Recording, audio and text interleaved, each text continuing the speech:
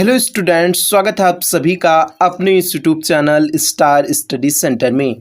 Students कैसे हैं आप सब? आई होप आप सभी बढ़िया होंगे, आप सभी की तैयारी बेहतर चल रही होगी। आज के इस क्लास में हम सभी देखने वाले हैं आपके पाठ्यक्रम में संकलित एक बहुत ही महत्वपूर्ण अध्याय जिसका कि नाम है जीव जगत।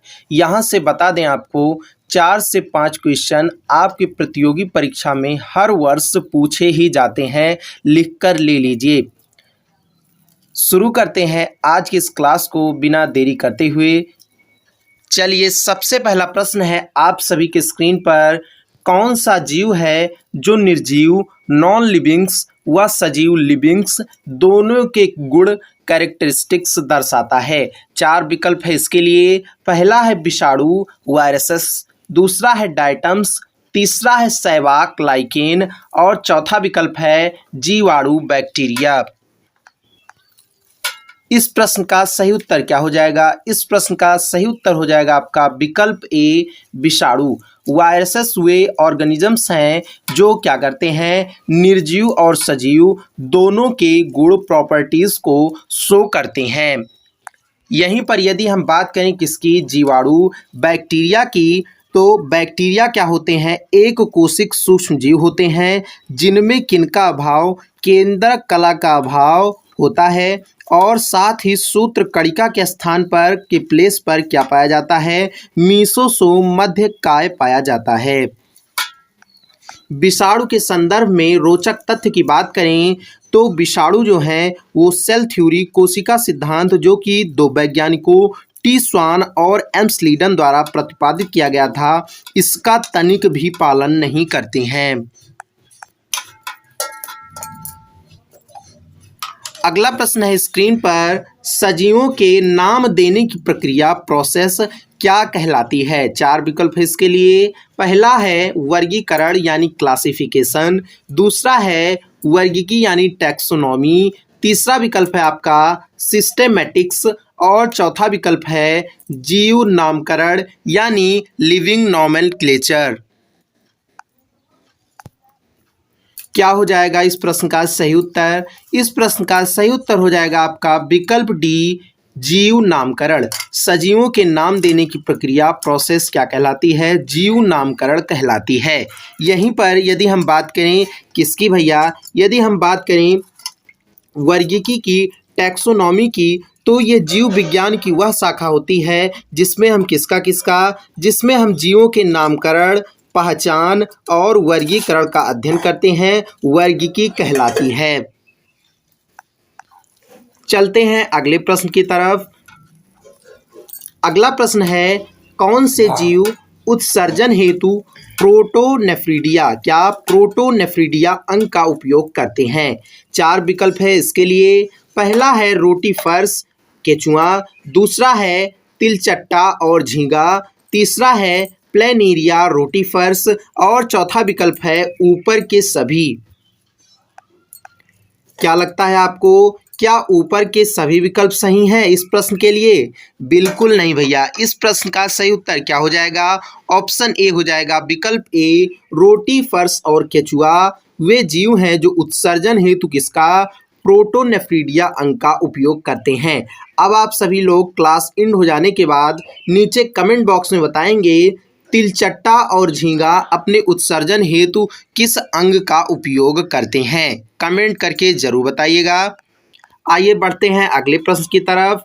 अगला प्रश्न है आपका, जीव विज्ञान की वह शाखा जिसके अंतर्गत क्या जीवों का नामकरण, पहचान और वर्गीकरण करते हैं? अभी मैंने ऊपर बताया इसके संदर्भ में 4 विकल्प है इसके लिए। पहला है सिस्टेमेटिक्स, दूसरा है वर्गीकी टैक्सोनॉमी, तीसरा है कुंजी की और चौथा विकल्प है आपका द्विपद नामकरण प्रणाली। आई होप इस प्रश्न का सही उत्तर सभी लोग नीचे लाइव चैट में कमेंट करेंगे। क्या हो जाएगा इस प्रश्न का सही उत्तर? इस प्रश्न का सही उत्तर हो जाएगा आपका विकल्प बी। क्या हो जाएगा? विकल्प बी वर्गीकी। जीव विज्ञान की वह शाखा जिसके अंतर्गत जीवों का नामकरण, पहचान और वर्गीकरण करते हैं क्या कहलाती है? वर्गीकी। वर्गीकरण विज्ञान टैक्सोनॉमी कहलाती है। यहीं पर यदि हम बात करें किसकी, कुंजी की बात करें तो ये क्या है, टैक्सोनॉमिकल एड है, जिसका उपयोग कब किया जाता है, पादपों और जंतुओं को उनके समानता और असमानता के आधार पर पहचानने के लिए किया जाता है। कब किया जाता है कुंजी की का उपयोग, ये एक टैक्सोनॉमिकल एड है जिसका उपयोग पादपों और जंतुओं को उनके समानता सिमिलरिटीज और असमानता इनसिमिलरिटीज के आधार पर पहचानने के लिए किया जाता है। आई होप क्लियर हो गया होगा। यहीं पर यदि हम बात करें किसकी भैया, द्विपद नामकरण प्रणाली, किसकी, द्विपद नामकरण प्रणाली की, तो द्विपद नामकरण वैज्ञानिकों द्वारा, साइंटिस्ट द्वारा उपयोग में लाए जाने वाले जीवित जीवों के लिए औपचारिक नामकरण प्रणाली है। ऐसा क्यों किया जाता है वैज्ञानिकों द्वारा, इसलिए ताकि हर जीव को ठीक से पहचाना जा सके और पुकारे जाने वाले नामों से जो भ्रम पैदा होता है उससे बचा जा सके। चलते हैं अगले प्रश्न की तरफ। अगला प्रश्न है आपका, आईसीबीएन का विस्तारित रूप क्या एक्सपेंडेड फॉर्म होगा। चार विकल्प है इसके लिए।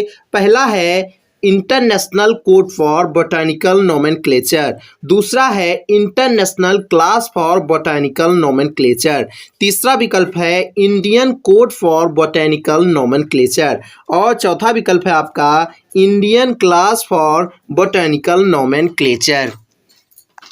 क्या हो जाएगा इस प्रश्न का सही उत्तर, सभी लोग लाइव चैट में कमेंट कीजिए। इस प्रश्न का सही उत्तर हो जाएगा आपका विकल्प A, international code for botanical nomenclature. ICBN का एक्सपेंडेड फॉर्म क्या हो जाएगा, international code for botanical nomenclature. यदि यहीं पर आपसे क्या पूछ ले भैया, आपसे पूछ ले कि ICZN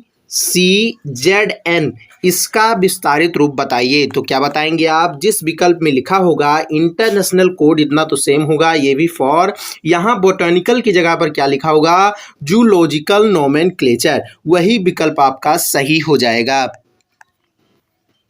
चलते हैं अगले प्रश्न की ओर।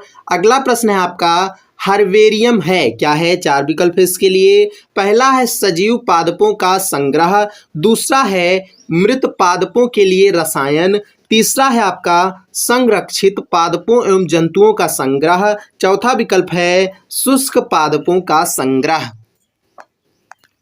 क्या हो जाएगा सही उत्तर, इस प्रश्न का सही उत्तर हो जाएगा आपका शुष्क पादपों का संग्रह। हर्बेरियम क्या है, शुष्क पादपों का संग्रह है। आई होप हर्बेरियम से सभी परिचित होंगे, जिन जिन के स्कूलों में ये बनवाया गया होगा, आई होप सभी ने इसको बनाया होगा।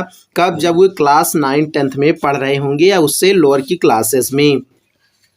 यहाँ से आप को एक प्रश्न और देखने को मिल सकता है, नीट की परीक्षा में पूछा जा चुका है, हर्बेरियम पर क्या लिखा नहीं होता, हर्बेरियम सीट पर क्या लेवल नहीं होता।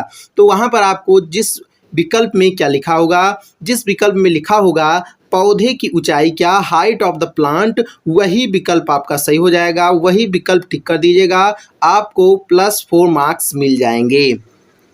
अगला प्रश्न है, नेशनल बोटैनिकल रिसर्च इंस्टीट्यूट स्थित है कहाँ पर, चार विकल्प है इसके लिए। पहला है लखनऊ, दूसरा है पेरिस, तीसरा है देहरादून और चौथा विकल्प है आपका मद्रास। आपको बता दें आज के क्लास के सारे क्वेश्चन NCERT बुक से डायरेक्टली उठाए गए हैं।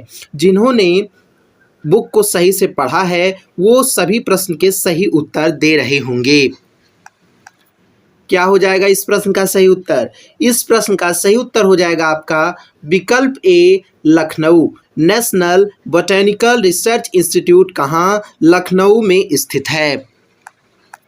लखनऊ किसकी राजधानी है, सभी लोग को मालूम होगा, उत्तर प्रदेश की राजधानी क्या है भैया, लखनऊ है।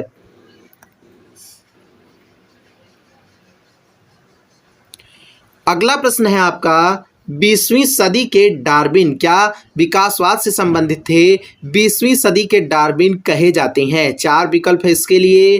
पहला है अरस्तु, दूसरा है अर्नस्ट मायर, तीसरा है कार्ल वान लिने, जिन्हें क्या कहा जाता है, कैरोलस लीनियस के नाम से हम सभी जानते हैं, चौथा विकल्प है थियोफ्रास्टस। क्या हो जाएगा इस प्रश्न का सही उत्तर, इस प्रश्न का सही उत्तर हो जाएगा आपका विकल्प बी, अर्नस्ट मायर क्या हैं, 20वीं सदी के डार्विन कहे जाते हैं। बात करें किनकी, अरस्तु की, तो ये किसके फादर हैं, ये जूलॉजी के फादर हैं। बात करें कार्ल वान लिने की, तो ये क्या भैया, द्विपद नामकरण प्रणाली के प्रतिपादक हैं। बात करें किनकी, थियोफ्रास्टस की, तो ये किसके फादर हैं, बॉटनी के फादर कहलाते हैं।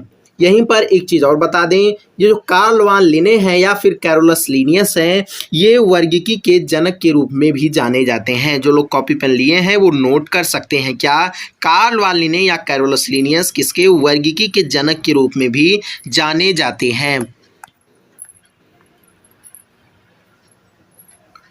अगला प्रश्न है भैया आपका, निम्नलिखित में कौन म्यूसिडी फैमिली से संबंधित है। बिल्कुल एनसीईआरटी से लिया हुआ प्रश्न है, वेरी इजी। 4 विकल्प है इसके लिए। पहला है तिलचट्टा कॉकरोच, दूसरा विकल्प है आपका घरेलू मक्खी हाउस फ्लाई, तीसरा है फायर मक्खी फायर फ्लाई, और चौथा विकल्प है आपका टिड्डा ग्रास होपर। इस प्रश्न का सही उत्तर क्या हो जाएगा, इस प्रश्न का सही उत्तर हो जाएगा आपका विकल्प बी, घरेलू मक्खी हाउस फ्लाई किस म्यूसिडी फैमिली से संबंधित है।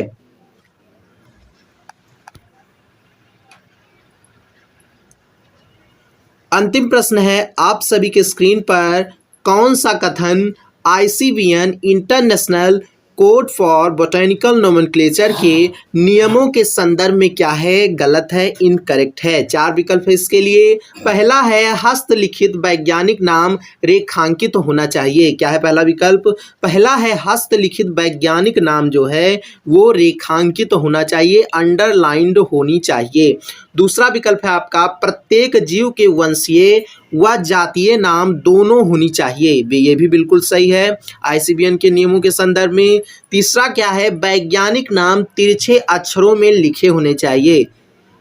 क्या लगता है, चौथा विकल्प है आपका जातीय व वंशीय नाम लिखते समय क्या प्रत्येक के पहले अक्षर छोटे होने चाहिए। यहीं पर भैया सस्पेंस लग रहा है, विकल्प डी जो है ये क्या है, आईसीबीएन के नियमों के संदर्भ में क्या है, इनकरेक्ट है। क्या है भैया, इनकरेक्ट है। क्या जातीय व वंशीय नाम लिखते समय प्रत्येक के पहले अक्षर छोटे होने चाहिए, बिल्कुल गलत है। इसमें क्या रहता है, इसमें जो है आपका वंशीय नाम है, वंशीय नाम का जो पहला अक्षर है वो कैपिटल, बाकी जातीय नाम का आपका जो जब लिखते समय होता है तो क्या होता है, छोटे अक्षर में आप लिख सकते हैं, बाकी अंडरलाइंड होने चाहिए। आई होप क्लास समझ में आया होगा। यदि क्लास समझ में आया हो तो वीडियो को लाइक कर दीजिएगा, दोस्तों के साथ शेयर करना बिल्कुल मत भूलिएगा। इसी प्रकार के questions medium type, moderate type और हाई लेवल के क्वेश्चंस की तैयारी करने के लिए, अपने तैयारी को और बेहतर बनाने के लिए चैनल से जुड़ना बिल्कुल मत भूलिएगा। मिलते हैं नेक्स्ट ऐसे ही क्लास में। जय हिंद।